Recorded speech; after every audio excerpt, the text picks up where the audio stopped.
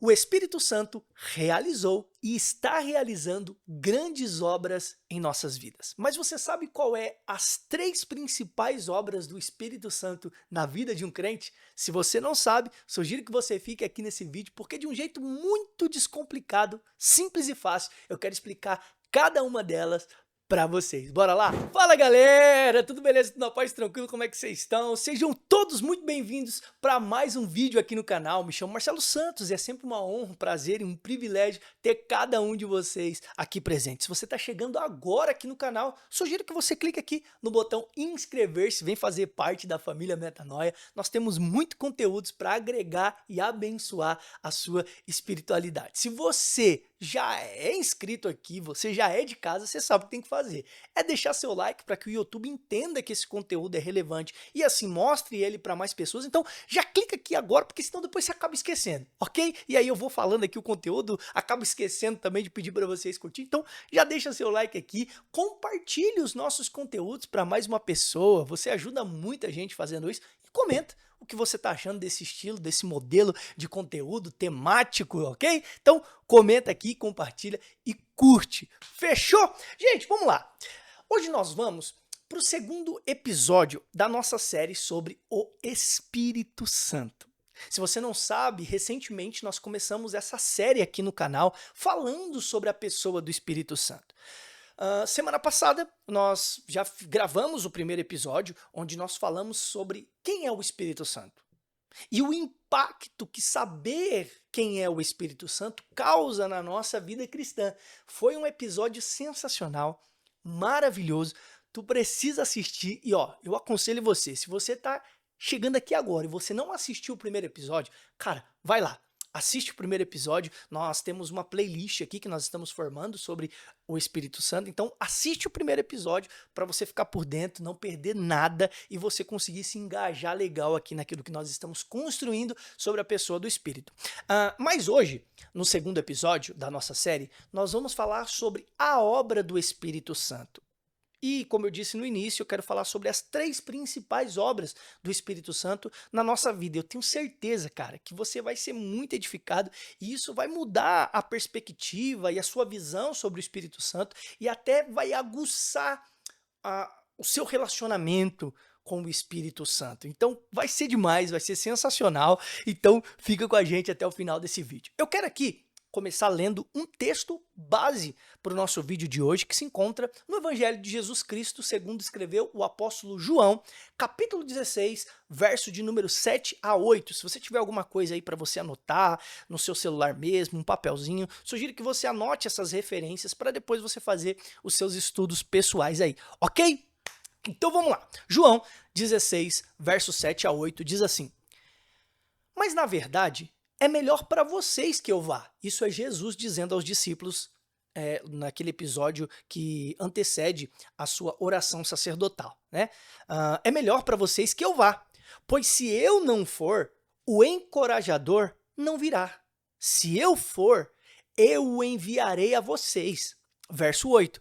Quando ele vier, convencerá o mundo do pecado, da justiça e do juízo.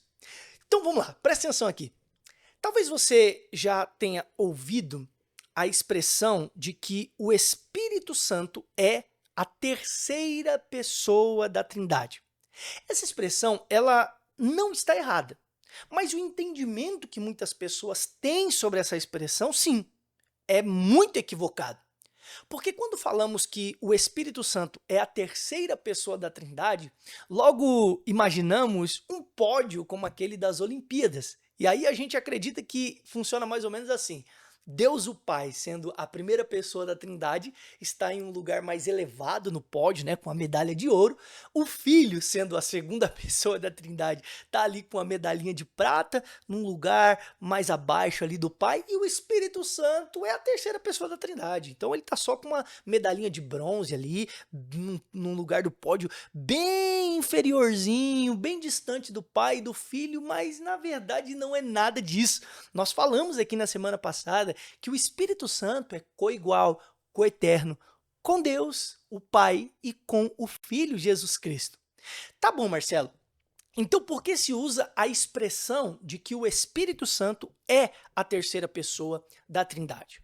O termo é usado no que diz respeito à dispensação, ou seja, na forma que Deus está trabalhando nos crentes nesse exato momento através do Espírito Santo. Isso é a dispensação. Deixando mais claro e mais fácil para vocês entenderem. Quando Adão e Eva pecaram, Deus, o Pai, apresentou a obra e o plano da salvação para o homem. Isso foi a dispensação do Pai, foi o planejamento do Pai, primeira pessoa da Trindade. Jesus, o Filho, executou a obra da salvação que o Pai planejou, morrendo na cruz pelos nossos pecados. Segunda dispensação. Terceiro, o Espírito Santo foi derramado em Atos 2 para aplicar a obra da salvação no coração do homem. Então, no que diz respeito à obra da salvação, olha que coisa linda. Deus planejou, o Filho executou e o Espírito Santo é quem está aplicando essa obra da salvação nos nossos corações. Então, nós estamos nesse momento, nesse exato momento, na dispensação do Espírito Santo. Por isso ele é a terceira pessoa da Trindade. Não porque ele é inferior e menos importante do que o Pai e do que o Filho. Não, não tem nada a ver. E aí você pode se perguntar, como o Espírito aplica essa obra no coração do crente? Vamos lá. Primeiro ponto. Convencendo o homem de seus pecados. Lembra que nós acabamos de ler aqui em João 16:8? Então o Espírito Santo é aquele que nos mostra o quão pecadores nós somos, fazendo com que reconheçamos a nossa culpa diante de Deus e nos levando à condição do apóstolo Paulo. Olha que interessante o que Paulo diz em Romanos 7:24. É isso que o Espírito Santo faz. Ele nos leva para essa condição aqui, ó. Miserável homem que sou. Quem me libertará deste corpo mortal dominado pelo pecado? Então, uma vez que o Espírito nos convence da nossa pecaminosidade, propositalmente ele coloca esse ponto de interrogação gigante no coração do homem. E agora? Quem me libertará desse corpo? Escravo dessa era, escravo dos prazeres da minha carne. Quem me libertará? E aí eu amo a Bíblia porque a resposta já vem no verso subsequente. Romanos 7:24 temos uma pergunta. Quem nos libertará? Mas Romanos 7:25 nós temos a resposta. Graças a Deus, a resposta está em Cristo Jesus. Olha que lindo, cara. O mesmo Espírito que convence o homem de seus pecados e o deixa de joelhos questionando quem me libertará, é o mesmo Espírito que aponta a resposta para a libertação, que é Jesus Cristo. Cristo Jesus é o único que tem poder para nos libertar do corpo do pecado, do juízo e da morte. Mas é o Espírito Santo que nos faz reconhecer isso. É o Espírito que aplica a obra da salvação no meu e no seu coração, dizendo mais ou menos para nós assim, ó, não há outro meio de salvação existente nessa terra que não seja por meio de Cristo Jesus. O Espírito Santo diz, você é um pecador, e eu estou te mostrando, te convencendo de que você é um pecador. Porém, mais do que mostrar seus pecados, eu quero te conduzir para alguém que tem poder para perdoá-los. Cara, parafraseando a fala do pastor Ricardo Bitum, ele diz que a maior obra que o Espírito pode realizar em nós não é de nos dar poder para realizar milagres extraordinários, mas sim um coração que reconheça Jesus Cristo como Senhor e Salvador da nossa vida. Então, essa é a primeira obra do Espírito Santo em nós. É nos convencer dos nossos pecados. E antes de nós irmos para a segunda obra do Espírito Santo, se você já foi edificado e abençoado de alguma forma, não esquece de deixar o seu like aqui, Lembrando, nós pedimos o like não porque nós queremos um vídeo com muitos likes, é porque o algoritmo infelizmente trabalha assim, galera. Quando tem uma reação, quando tem like, quando tem comentário, ele espalha mais. Então, deixa seu like, comenta aqui, poxa, tô amando o conteúdo, tá uma benção.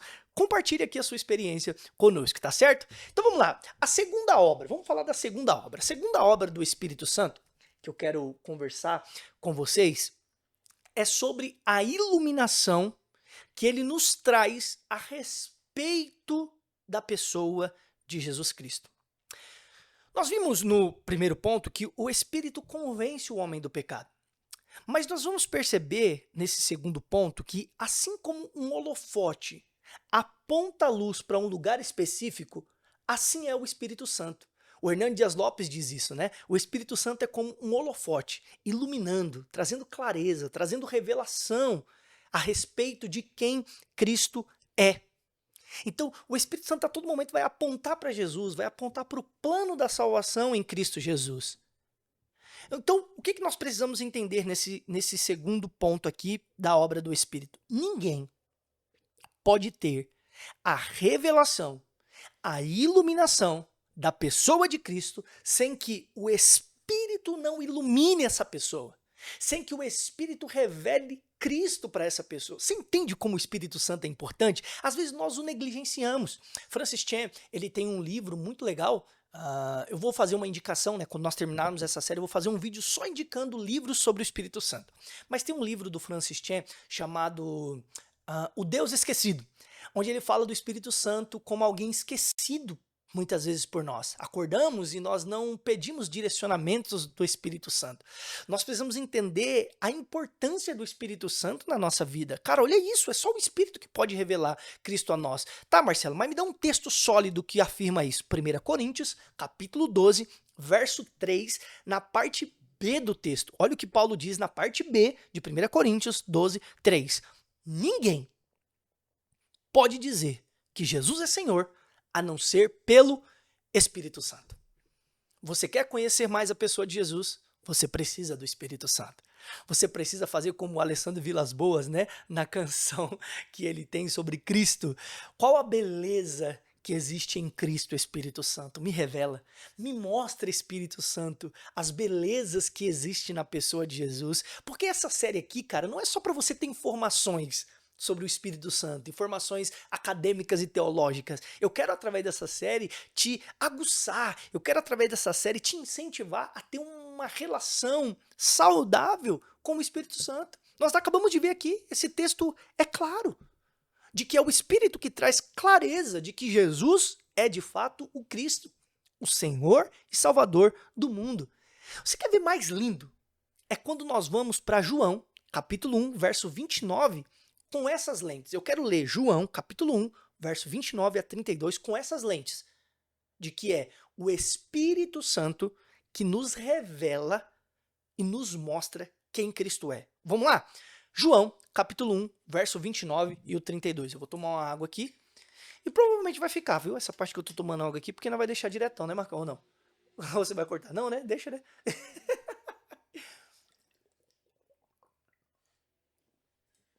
Eu falo muito rápido, gente. Qualquer coisa, aí no YouTube tem a função, né, de acelerar e de deixar mais lento. Qualquer coisa você deixa mais lento. Ou vai pausando aí. Vamos lá. João, capítulo 1, verso 29 e 32 diz assim, esse texto é lindo quando você lê ele com essas lentes de que é o Espírito que revela Cristo. No dia seguinte, João viu Jesus caminhando em sua direção e disse, vejam, é o Cordeiro de Deus que tira o pecado do mundo. Era a ele que eu me referia quando disse, um homem virá depois de mim, muito mais poderoso que eu, pois existia muito antes de mim. Agora olha o verso 31 como ele começa. Eu não o conhecia, mas vim batizando com água para que ele fosse revelado a Israel. Então João deu o seguinte testemunho. Vi o Espírito Santo descer do céu na forma de uma pomba e permanecer sobre ele. Verso 33 ele vai falar de novo. No 31 ele diz, eu não conhecia. No 33 ele vai falar de novo. Eu não sabia quem ele era. Você não sabia, João? Não. Mas, quando Deus me enviou para batizar com água, disse-me: aquele sobre o qual você vir o Espírito descer e permanecer, esse é o que batizará com o Espírito Santo. João está dizendo: eu não o conhecia. Eu não tinha a revelação plena e nem o entendimento completo de quem ele era. Mas quando eu vi o Espírito descer sobre ele, ficou claro. Tudo ficou claro.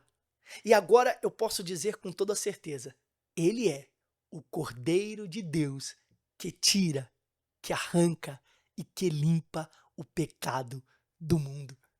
João só anunciou que Jesus era Cristo ao mundo porque o Espírito testificou acerca de Cristo para João primeiro. Se o Espírito não testifica, João não teria essa revelação. João só declarou que Jesus era o Filho de Deus pelo poder do Espírito Santo, mesmo sendo seu primo. Sem o Espírito, Jesus ia continuar sendo apenas um primo para João. Mas com o Espírito, João declara: ele é o Cordeiro.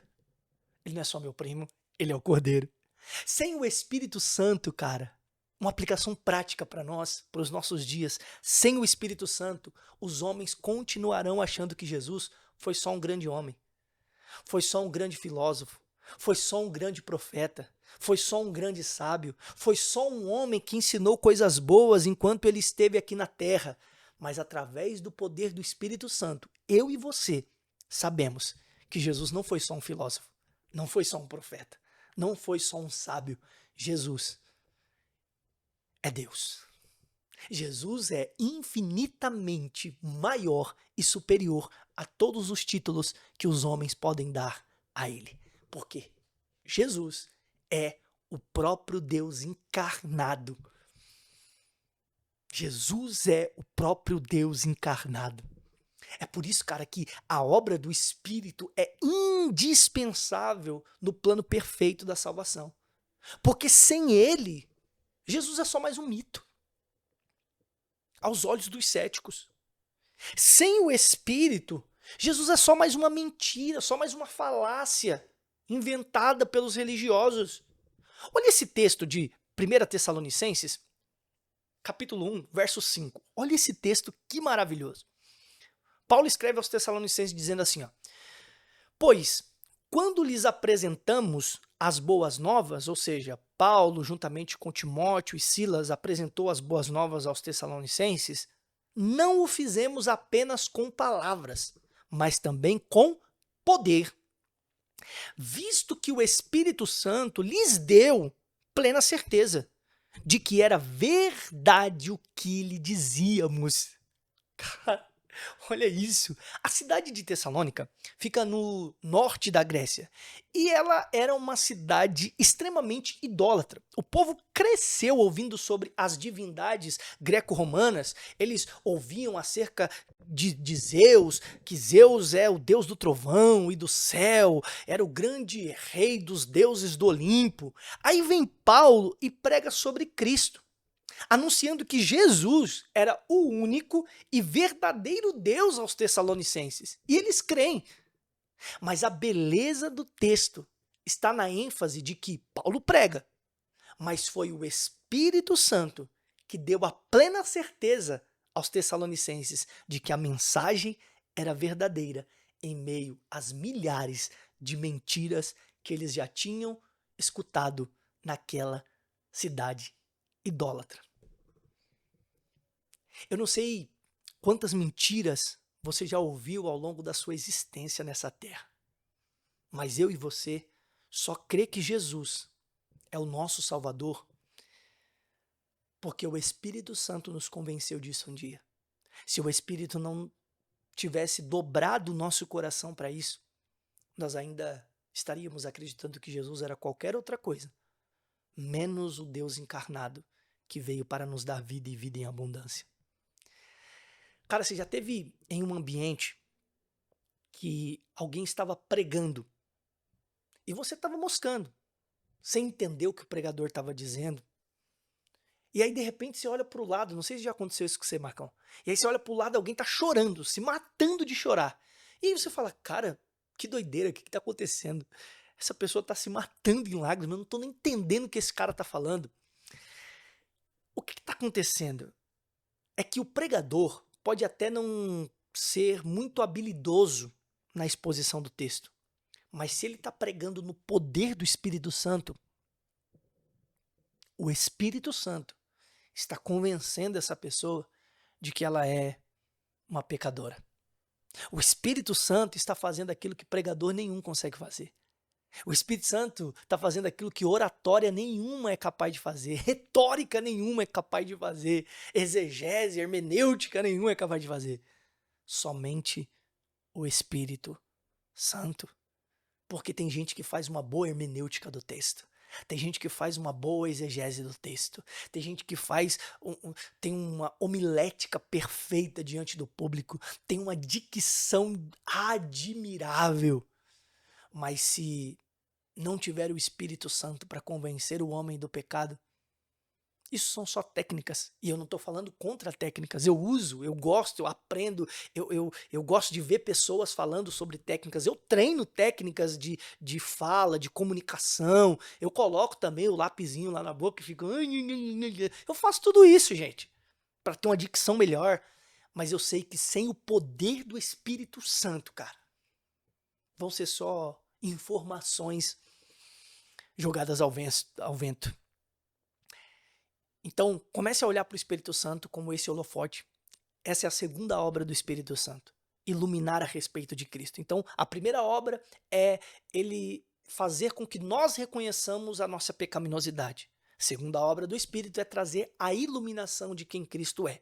E agora, eu quero ir para o terceiro e último ponto sobre a obra do Espírito Santo. E essa aqui é violenta. Talvez cause uma certa crise em você, mas fica aqui comigo, não fica religioso, porque eu tenho algumas verdades aqui muito importantes para te abençoar. Não esqueça, se você está aqui até agora, curte, comenta isso daqui, fala, cara, tô sendo muito edificado, eu não sabia sobre isso, ou eu já sabia, isso me agregou. Comenta aqui, compartilha a sua experiência assistindo e ouvindo o nosso conteúdo. Então vamos lá. A terceira e última obra do Espírito que eu quero falar para vocês é sobre santificação e transformação. Mas eu quero usar um texto que talvez você ainda não tenha olhado para ele com essa visão e com essa percepção do Espírito Santo, como eu vou mostrar para você aqui. João, capítulo 7, verso 37, diz assim: No último dia, o mais importante da festa, Jesus se levantou e disse em alta voz: Quem tem sede, venha a mim e beba. Pois as Escrituras declaram: rios de água viva brotarão do interior de quem crer em mim. Jesus está dizendo que quem crê nele, do seu interior vai brotar um rio de água viva, de águas vivas. Só que no verso 39, o apóstolo João vai dar a interpretação de que água é essa. Que água é essa que Jesus está falando que vai brotar de dentro de nós? João diz: quando ele falou de água viva, estava se referindo ao Espírito que seria dado mais tarde a todos que nele crescem. Olha que interessante. Qual é o símbolo que nós mais associamos à pessoa do Espírito Santo? Uma pomba. Tô até aqui com essa camiseta linda aqui da Coletiva Emaús, ganhei do meu amigo Tonzão, e aqui tem uma pombinha. A gente sempre sinaliza, a gente sempre aponta um dos símbolos que a gente sempre vem à mente quando falamos do Espírito Santo, é a pomba. Eu estou usando aqui na capa, a Bia colocou aqui a pomba, né, que eu pedi para ela colocar, e tá correto, não tem nada de errado. Só que um dos poucos símbolos que se fala acerca do Espírito Santo é a água, que Jesus está usando e o próprio João interpreta como sendo o Espírito Santo. Então, a água é um dos símbolos fundamentais do Espírito Santo. E por que água? Porque água representa a obra da santificação, purificação e também transformação na vida do crente. Charles Haddon Spurgeon diz que o Espírito Santo causa uma santificação e uma purificação no coração do homem. Uma vez que ele entra no nosso coração, não teremos mais descanso, até que ele expulse cada pecado para fora. O Santo Espírito de Deus e o pecado do homem não podem viver juntos em paz. Ah, que fala poderosa do Spurgeon, cara. Então, o Espírito Santo e o pecado podem até estar no mesmo coração. Eu e você podemos ter o Espírito Santo e ainda assim cometermos falhas, pecarmos, errarmos. Mas o pecado e o Espírito não pode reinar aqui dentro, cara. O Espírito e o pecado jamais vão sossegar aqui dentro, porque a carne milita contra o Espírito e o Espírito milita contra a carne. E até que o Espírito Santo não expurgue, não expulse, não retire, não remova o pecado de dentro de nós, ele não vai sossegar, porque ele é santo. Então, uma das evidências de alguém que está sendo santificado pelo poder do Espírito Santo é a inconformidade, essa guerra que ele vive dentro dele contra o pecado. Porque quem não tem o Espírito Santo não está preocupado se ele está fazendo um monte de atrapalhada da vida dele. Ele pode até ter um remorso depois de uma noite de loucurada, mas é só um remorso pelas consequências. Então, vou dar um exemplo aqui. O cara saiu, bebeu, usou droga, gastou dinheiro, traiu a mulher, fez um monte de coisa errada. No outro dia ele vai acordar e vai falar, cara, se ele não tiver o Espírito Santo, cara, nossa, por que eu fui fazer aquilo ontem? Olha o tanto de dinheiro que eu perdi. Poxa, vacilei com a minha esposa de novo. Acabei com a minha saúde. Você percebe que não é um arrependimento, mas é um remorso pelas coisas que... Ele não está arrependido pelo que ele fez. Ele está arrependido pelo dinheiro que ele perdeu. Ele está arrependido pela saúde que ele perdeu, pela noite de sono que ele perdeu. Não é um arrependimento genuíno, não é aquela tristeza de, poxa, eu feri o coração de Deus fazendo isso. Eu feri o coração do meu Criador fazendo isso.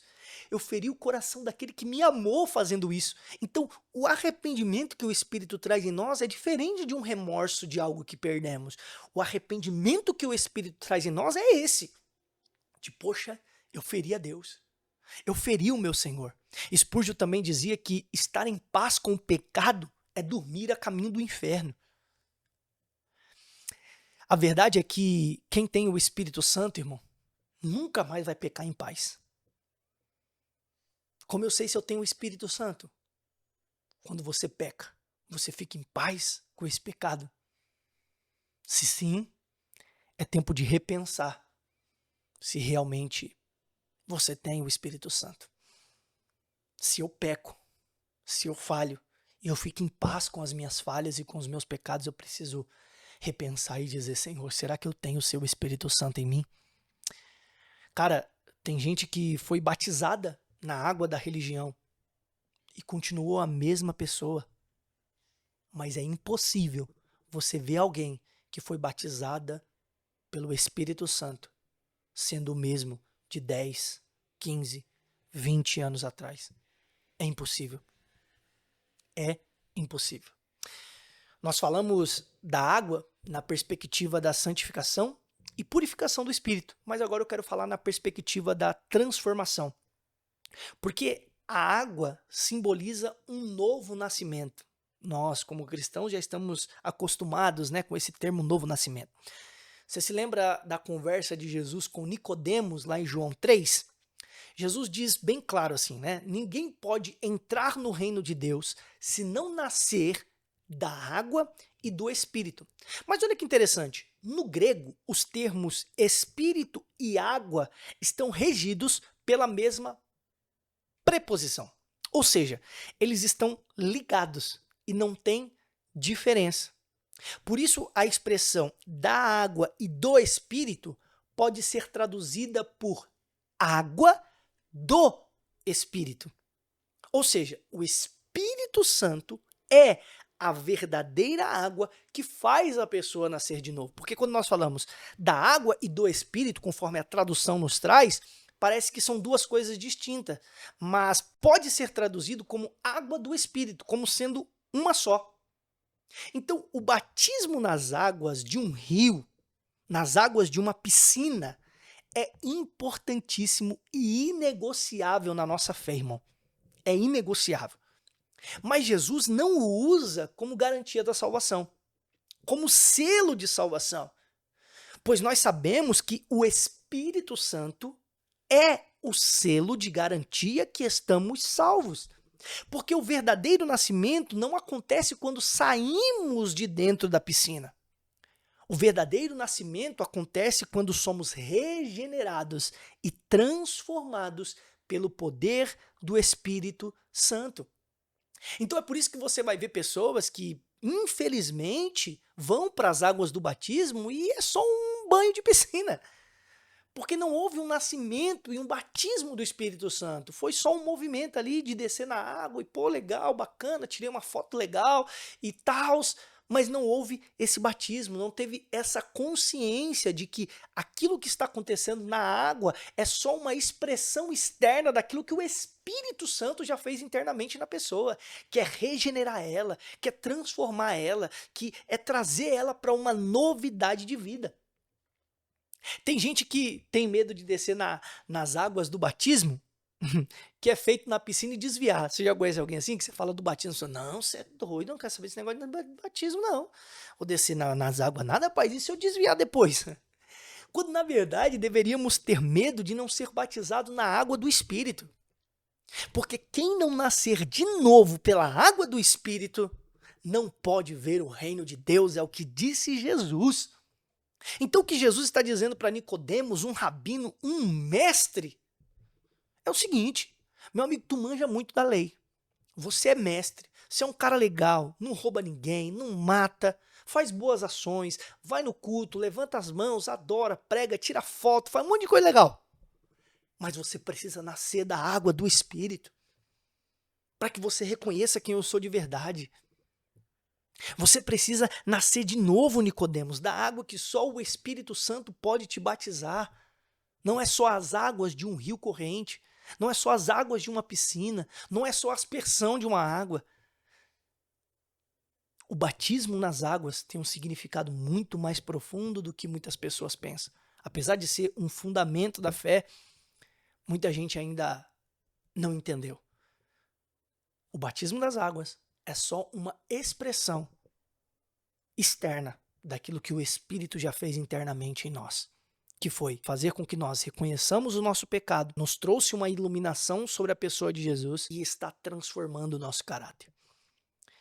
Esses são os pilares da obra que o Espírito está realizando em nós. Ezequiel, capítulo 36, verso 25, diz assim: então aspergirei sobre vocês a água pura, e ficarão limpos. Eu os purificarei de sua impureza e sua adoração a ídolos. Eu lhes darei um novo coração, e colocarei em vocês um novo espírito. Removerei seu coração de pedra, e lhes darei um coração de carne. Porei dentro de vocês meu espírito, para que sigam meus decretos e tenham o cuidado de obedecer a meus estatutos. Olha que coisa linda. Ezequiel, há quase 600 anos antes de Cristo, já estava tendo a revelação da dispensação e da obra do Espírito Santo, que é transformar coração de pedras em corações de carne. Deus está dizendo para Ezequiel: a única marreta que tem poder para despedaçar o coração de pedra do homem se chama Espírito Santo de Deus. A transformação do coração humano não vem através de obras humanas, é o próprio Deus através da atuação perfeita da Trindade. As águas vivas que fluíam do trono de Deus, conforme a visão de Ezequiel 47, que trazia transformação por onde passava, não era outra coisa a não ser o Espírito Santo, que o próprio Jesus cita em João. Deus e o Pai planejou a obra da salvação, o Filho executou e é o Espírito que está aplicando essa obra em nós. Então, as três principais obras do Espírito Santo é convencer o homem de seus pecados, conforme João 16:9, revelar quem pode perdoar os nossos pecados, que é o Senhor Jesus Cristo, conforme 1 Coríntios 12:3. Terceiro, transformar, purificar e santificar o coração do homem, de todo pecado, com a água que vem dele. Eu vou ficando por aqui. Se você gostou desse vídeo, não esquece de curtir, comentar e compartilhar para mais um amigo esse conteúdo maravilhoso acerca da pessoa do Espírito Santo. Tamo junto, valeu, é nóis!